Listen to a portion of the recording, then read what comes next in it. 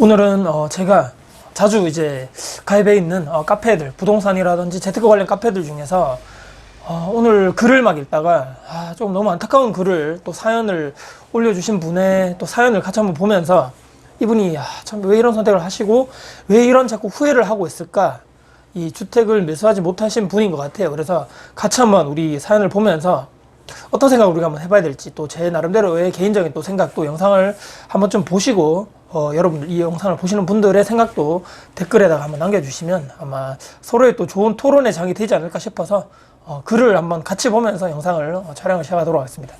옆에 띄우도록 하겠습니다.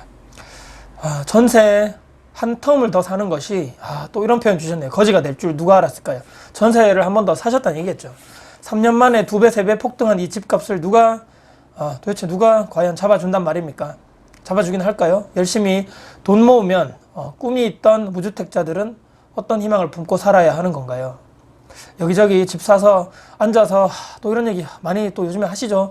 이 참 쉬운 말이 아닌데 요즘에 5억, 억 단위로 얘기를 많이 하시는데 진짜로 5억 벌었네, 10억 벌었네, 뭐 수도권이라든지 서울 쪽에 얘기일 수도 있는데, 이런 얘기를 뭐 누군가 직접적으로 들으셨을 수도 있고, 아니면 뭐 인터넷, 뭐 요즘 SNS 통해 가지고 뭐 들으신 분도 있을 수도 있겠죠. 정말 그 소리도 듣기 싫고, 정말 이거는 듣기 싫은 얘기겠죠. 내가 집을 사지 못한 이런 입장에서는요. 집을 안 사서 들어갔어? 왜 안 샀어? 하며 걱정하듯 하는 말도 싫고, 정말 솔직하게 정말 내면에 있는 얘기입니다. 나는 정말 집 사서 다행이다. 안 샀으면 어쩔 뻔했니? 그거 안 사면 어쩔 뻔했니? 하는 그 대상이 또 이 글 쓰신 분이란 얘기겠죠. 집 사놔서 다행이라며 나를 대상으로 안도감 갖는 것도 싫고, 무엇보다 나는 그 누구보다 열심히 살았고 희망이라는 게 있었는데 내가 저들보다 덜 노력한 건 없는데, 덜 노력한 건 없다. 나도 충분히 빚내면 살 수 있었는데, 예전에 과거에 대한 후회겠죠. 이제는 열심히 살고 싶지 않고 희망도 없고 사실 그냥 답이 없으니 죽고 싶기만 합니다. 라고 정말 지금 심리적으로 너무나 고통을 받고 계시다는 얘기입니다. 왜 집값 잡아주겠다 큰 소리 쳐댄 걸까요? 정부라든지 여당이라든지 대통령 뭐 다 포함입니다. 원망스러워서 너무너무 미치겠습니다. 너무 싫고 얼굴만 봐도 싫고 하는 짓들이 다 싫어요.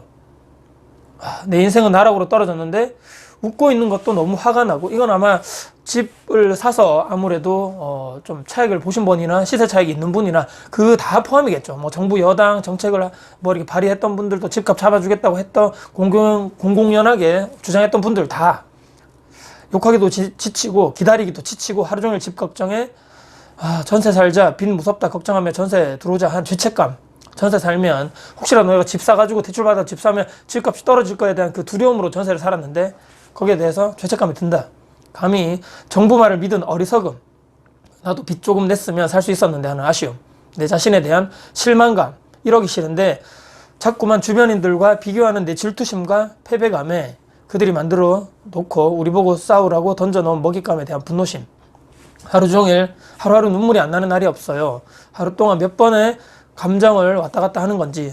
또 여기서 이런 얘기 하시면 죽고 싶습니다. 솔직히 열심히 동의 누르고 댓글도 달아보고 이리저리 게시판에 글도 쏟아보며 희망을 갖다가도 다시금 무너지고 있네요. 전 정말 어떻게 해야 합니까? 저 정말 너무 힘들어요 라는 글입니다. 이게 혹시라도 모르겠습니다. 이 영상을 보시는 분들 중에 보신 분이 있을지 없을지 모르겠는데, 이게 제가 볼 때는 뭐 그냥 거짓으로 올리신 글은 아닌 것 같고, 뭐 이렇게 뭐 소설처럼 만들어서 넣으신 글은 아닌 것 같고, 제가 가입되어 있는 이 카페에 그리고 요즘에 규정이 하도 강화돼가지고 규정이 너무너무 강화돼서 뭐 아이디를 자주 바꾼다거나, 닉네임이겠죠. 썼다가 지웠다 썼다가 지웠다 이렇게 뭐 하는 글들을, 그런 뭐 아이디로 글을 쓰면 바로 강퇴가 되는 이런 카페거든요. 그래서 아무래도 뭐 그냥 거짓말은 아니신 것 같아요. 그래서 무주택자 분이신 것 같고, 그 전에 수많은 이제 집 살 기회가 있었겠죠. 예전부터 뭐 지금 나이대라든지 전혀 그런 거 없는 것 같은데 아마 젊으신 분인 것 같아요. 그래서 그 본인이 이제 최근에 이제 집값 자체가 폭등을 해버렸잖아요. 집값 자체가 폭등해버렸는데 전국적으로 다 똑같습니다. 이 뭐 대구 할 것 없이 서울, 경기는 마찬가지고 주변에 있는 광역시, 뭐 일부 대도시, 뭐 읍면, 동 안 오른 곳이 거의 없을 지경일 만큼 계속적으로 집값이 오르고 있는데, 본인이 지금 전세를 이제 한두 텀 더 산 것이 타인과 비교한 거겠죠. 다른 사람과 비교해 가지고 이렇게 자산의 차이가 확 나버린 이런 결과론적으로 봤을 때는 내가 너무나 한탄스럽고 그 선택은 한 내 자신이 너무 싫겠죠. 남들 다 그렇게 뭐 집 사가지고 대출받아 집 샀는데 그 집이 뭐 매덕이 올랐네 이런 얘기를 들어보니까 그 아무리 친한 친구가 그런 얘기를 하더라도 이런 얘기 들으면 여러분도 어떻습니까? 사람이라는 게 정말 뭐 진심으로 축하해가지고 이런 사람도 있을 수 있지만 정말 저 내면에는 나는 왜 그런 선택을 못했을까? 아니면 저 친구에 대한 상대적으로 내가 정말 배 아픔, 정말 시기, 경멸, 질투 이 정말 인간의 그 내면에 그렇게 마음이 있을 수 있다는 얘기죠. 근데 이제 뭐 어떻게 하겠습니까? 제가 뭐 이분께 뭐 대안을 줄 수 있는 것도 아니고 이미 집값은 오르고 더 요즘에 최근 문제가 더 뭐냐면 집값이 오른 거에 대한 문제는 어느 정도 무주택자분들 있죠. 이 전세 사시는 분들에게는 그래 이분 정도까지 그러니까 상대적으로 박탈감이겠죠. 집 산 사람이 대출 받아가지고 집을 샀는데 집값이 저렇게 올랐어? 부럽다.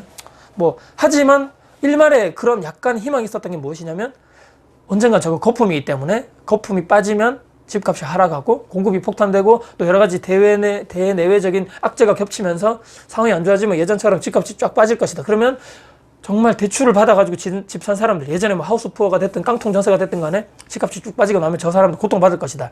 대신에 나는 현명하게 전세를 살고 있기 때문에 전세금은 그대로 돌려받는 돈이지 않습니까? 딱 지키고 있다가 집값이 쫙 하락함과 동시에 그때 가서 저점에 내가 매수를 하겠다. 그때 가서 집을 사겠다라고 생각하시는 분들이 약간의 그 희망이라 그러나요? 그게 좀 있었다면 요즘에 문제가 무엇입니까, 여러분들? 여러 가지 또 막 정책적인 문제도 포함이고 뭐 여러 가지 막 악재가 막 겹치면서 이 매매가가 먼저 오르고 그 다음에 지금이 가장 뭐 2020년도 하반기 문제, 2021년도 초반도 마찬가지겠지만 전세가까지 지금 폭등하고 있다는 얘기겠죠. 전세 매물이 없고 시장에 뭐 매물이 없죠. 지금 뭐 다주택자 매물 다 뭐 해가지고 지금 못하게 돼 있고 민간으로 계속적으로 임대하시는 뭐 주택 임대하시는 분들 뭐 거의 시장에 85% 90% 되는 사람들의 물건은 꽉꽉 옥죄어 있죠. 지금 임대차 3법 통과되면서요. 시중에 또 막 어떤 지역에는 공급 자체가 더 부족하고 또 실거주 요건이 강화되면서 집주인들이 예전에는 집을 사가지고 신축 같은 걸 전세를 내고 그럼 전세가 엄청 많으면 전세가 자체도 떨어지고 안정적으로 전세를 싸게 살 수 있었던 반면에 요즘에는 집주인들이 다 들어가가지고 막 양도소득세라든지 비과세 받으려고 다 들어가시는 분들 있죠. 직접 그것 때문에 전세 매물 자체가 또 없습니다. 지금 또 문제가 전세 사시는 분들 무주택자들이 또 문제가 지금까지 전세가 싸가지고 전세 물량이 많아가지고 버틸 수 있었다면 지금은 전세가 폭등되면서 이거 지금 그 전까지는 뭐 저 지금 불난 집에 완전 뭐 불구경이라고 그러죠. 남의 집에 이제는 내 집에 불이 났다는 얘기죠. 내 발등에 불이 팍 떨어졌습니다. 왜냐면 뭐 사람이 매매를 안 살아도 뭐 내가 지금 자가로 거주하지 않더라도 전세로는 살아야 될 거 아닙니까? 월세로로 살면 또 내가 지금 막 거주 비용 막 이런 뭐 주거 비용에 돈이 엄청나게 많이 깨지기 때문에 그거는 싫고 전세 사는 것은 뭐 세입자들도 좋아하고 집주인도 좋아하는 이런 뭐 형태죠. 그렇기 때문에 이런 문제에서 전세가까지 폭등돼 버렸습니다. 전세 물량도 없고 이사 가려고 해도 겨우 다행인 것이 계약갱신 청구 써가지고 2년 더 거주할 수 있는 그런 뭐 카드가 있는데 지금 뭐 주변에 있는 주식 돌아보니까 없어요. 매물도 없고 가격 자체도 막 폭등했습니다. 아마 이분이 지금 최근에 이런 글을 썼다는 것은 아마 매매가도 엄청나게 올라서 상대적 박탈감이 있을 뿐더러 약간의 그 희망이 좀 말씀드렸던 거. 집값이 그래도 언젠가 떨어질 거야. 폭락하면 나는 그때 가서 저점에 매수할 거야. 정말 웃으면서 나는 그때 뭐 저점에 매수해서 들어가서 나는 정말 진정한 위너로서 나는 뭐 주택시장에서 나는 이길 수 있을 거라고 생각했더니만 지금 문제는 당장 내가 지금 살아야 될 전세가 폭등해버리고 매물 자체도 없는 이런 상황. 그렇기 때문에 매매가도 오르고 전세가도 올라가지고 지금 나는 뭐 이렇게 할 수도 없고 저렇게 할 수도 없는 상황이죠, 여러분들. 진퇴양난이라 그러지 않습니까? 아마 이분이 그렇기 때문에 지금 이렇게 지금 심리적으로 상당히 어렵고 정말 나는 패배자고 또 죽고 싶다는 뭐 말씀도 하시고 이러신 것 같아요. 근데 이제 제가 이제 쭉 보니까 뭐 현실적으로 봐야 됩니다. 왜냐하면 이미 한 선택에 대해서는 본인이 이제 사지 않고 전세를 들어갔다는 것은 본인 스스로 선택한 것입니다. 그때 당시에 집을 샀던 분들 있죠. 이분 이외에 주변에 뭐 돈을 벌었던 말든 간에 결과론적인 얘기겠죠. 그때 가가지고 샀는데 2년 전에 4년 전에 이 지금 시기에 완전 반대로 돼가지고 집값이 떨어졌다. 본인이 원하는 대로. 그러면 본인이 선택한 것도 막 정말 잘했다 속으로 또 그들 앞에서는 집값 떨어진 그 사람들 앞에서는 티를 또 못 내겠죠.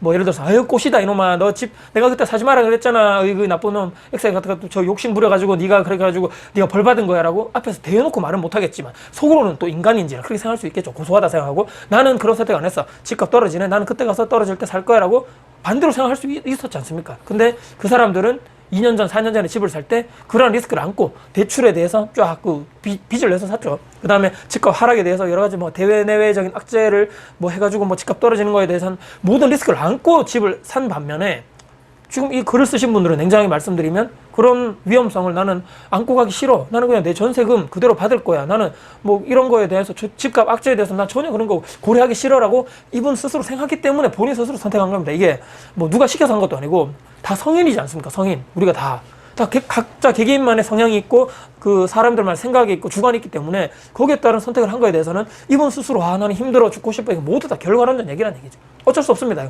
과거에 했던 선택에 대해서는 빨리 이걸 털고 일어나야 됩니다. 물론 힘들겠지만 이렇게 막 힘들다 해놓고 나서 이 감정이 오래가면 정말 힘들다는 얘기죠. 빨리 지금 털어내야 됩니다. 제가 생각에 털어내고 막 내가 막 과거에 이랬어야 됐는데 저랬어야 됐는데 이런 생각 자체를 이제는 이제 그만해야 된다. 이제는 앞으로 어떻게 할 거냐는 거죠. 앞으로 지금 이 상황에서 말씀드렸죠. 지금 전세 가고 예를 들어서 폭등되고 전세 이사 가야 되는 상황이라면 지금 내가 계약갱신 청구권을 써가지고 내가 예를 들어서 2년 더 살 것인가, 아니면 현실적으로 내가 지금 가지고 있는 전세금과 지금 여러 가지 돈 모아가지고 이 돈을 뭐 대출 어느 정도 좀 끼고 나서 내가 지금 다른 곳으로 이제 자가로 내가 들어가서 살 것인가를 현실적으로 고민하셔야 됩니다. 이것을 또 해가지고 집값이 너무 올랐는데 지금 사면 안 된다, 또 막 여기에 들어갈 수 있겠죠. 한번 생각해 보시죠. 이분이 얘기하는 것은 아까 뭐 5억 올랐네, 10억 올랐네 이런 거 있죠.